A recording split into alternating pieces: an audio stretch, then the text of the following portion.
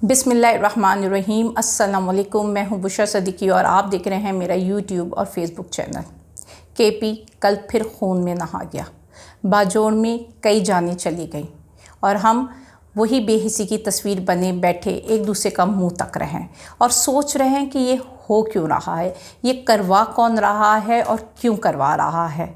आज से कई महीना पहले हमारे ही एक्स मिनिस्टर मुराद सईद चीख चीख कर बोलते रहे कि वहाँ पे देखो, ध्यान दो, कुछ मूवमेंट्स हो रही हैं, लोग आ रहे हैं, असलहा आ रहा है, लेकिन उनकी बात किसी ने नहीं सुनी। वो सहाफ़ी जो अपनी जान से चला गया ये कहते कहते कि केपीके फिर से एक नई जंग का शिकार बनने वाला है, लेकिन हमने उसकी बात पर भी कान नहीं धरा और आज हम अपनी आँखों से खूनी मनाजिर देख रहे हैं।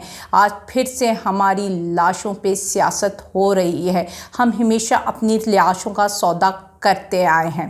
अब सवाल ये पैदा होता है कि ये करवाने वाला कौन है। अगर तो ये सब कुछ बाय डिज़ाइन है, जैसा कि मुराद सईद इसकी निशानदेही करता रहा है, कहता रहा है कि कुछ होने जा रहा है, इसका मतलब है सब कुछ प्लान्ड है। तो अगर हम ये समझ लें कि ये प्लान्ड है तो फिर ये प्लानर इसका कौन है, किसने ये सब कुछ करवाया है। अफ़गानिस्तान ने कुछ अर्सा पहले अपने स्टेटमेंट में कहा था कि टीटीपी से हमारा कोई ताल्लुक़ नहीं, उन्होंने उसको डिसओन कर दिया था और ये भी कहा था कि अगर टीटीपी हमारे मुल्क में कोई भी कार्रवाई करती है तो हम उसके ख़िलाफ़ कानूनी तौर पर कार्रवाई करेंगे।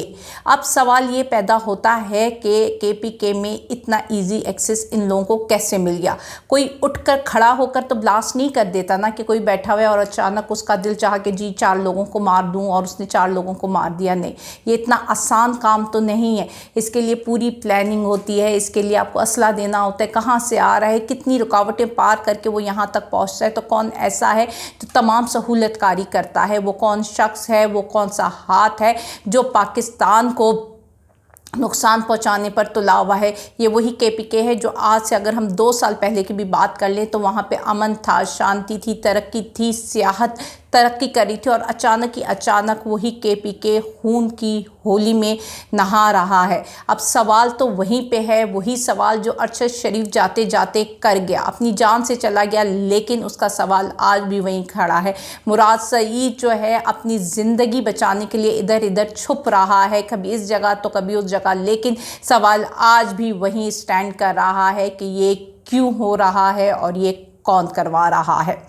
दूसरी तरफ अगर हम पाकिस्तानी सियासत की बात करें तो बात हो रही है, जैसा हमने कल भी बात की, कि इलेक्शन कब होंगे, लेकिन इलेक्शन हो या ना हो, सवाल तो ये पैदा होता है कि अवाम का मैंडेट कहाँ है। क्योंकि सुनने में आ रहा है कि शहबाज शरीफ ने नवाज़ शरीफ को आउट कर दिया है और लोग कहते हैं आउट इस तरह किया है कि शहबाज शरीफ ने नवाज़ शरीफ से ज़्यादा अच्छे बूट पॉलिश कर लिए।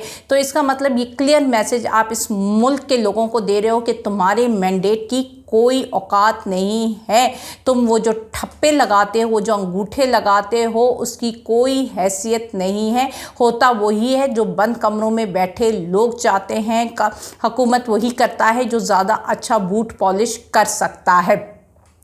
अब अगर अवाम की कोई हैसियत नहीं है, अवाम रो रही है, मर रही है, तो ये मुल्क आगे कैसे बढ़ेगा। एक शख्स जो कि डटा हुआ है, खड़ा हुआ है, क्या वो इन हालात में सर्वाइव कर सकता है आगे। मतलब उसके जो वो लोग हैं जो सियासी मुखालफिन भी हैं, वो भी अब कहते हैं कि ये शख्स डट के खड़ा हो गया है। जैसे मुईद पीरज़ादा ने अपनी ट्वीट में बताया है कि किस तरह दूसरे इसके मुखालिफ पार्टी के सियासतदान आकर कहते हैं कि 75 साल तारीख़ में एक वाकई शख्स आया है जो इस पूरे निज़ाम, इस पूरे सिस्टम के ख़िलाफ़ डट के खड़ा हो गया है, उसने सियासत का रुख मोड़ दिया है। तो जो वो रुख उसने सियासत का मोड़ा है, तो क्या वो वाकई में इस मुल्क को किसी तरफ लेकर जाएगा या फिर ये किश्ती बीच मंधार में डूब जाएगी। जीत उन्हीं बंद कमरों की होगी, जीत उन्हीं बूट पॉलिशियों की होगी, जीत उन्हीं की होगी जो 75 सालों से मोहरे बनते आ रहे हैं और वो अपनी खुशी से मोहरे बन रहे हैं। उनको अगर इमरान खान एक दफ़ा मोहरा बना तो वो चाहता तो अभी भी मोहरा बन सकता था। मैं बहुत सारे लोगों की बातें सुन रही थी, बल्कि जो हाथ देखते हैं, जो कि मुस्तकबिल का हाल भी बताते हैं, वो भी कह रहे थे कि उनमें से एक थी وہ کہہ رہی تھی کہ اگر عمران خان فلیکسیبلٹی شو کر دیتا، وہ ایک طرف جھک جاتا، تو میرا سوال صرف یہ ہے کہ اگر وہ فلیکسیبلٹی شو کر دیتا، جھک جاتا، تو پھر اب عمران خان تو نہ ہوتا۔ حق تو ڈٹا رہنے کے لیے ہوتا ہے، اس میں فلیکسیبلٹی نہیں ہوتی، میانہ روی نہیں ہوتی، اس میں آپ کی طرف جھکاؤ نہیں ہوتا، یا تو حق ہوتا ہے یا باطل ہوتا ہے۔ تو اب سوال یہ پیدا ہوتا ہے کہ اگر وہ لوگ جو سیاسی مخالفین بھی ہیں وہ بھی کہہ رہے ہیں کہ وہ حق پر ڈٹا ہوا ہے، تو کیا اس کی ثابت قدمی اس ملک کو کسی طرف لے کر جائے گی، یا مہروں کا، اور جو مہرے چلاتے ہیں انہی کی جو ہے بادشاہت قائم رہے گی، بادشاہی انہی کی رہے گی؟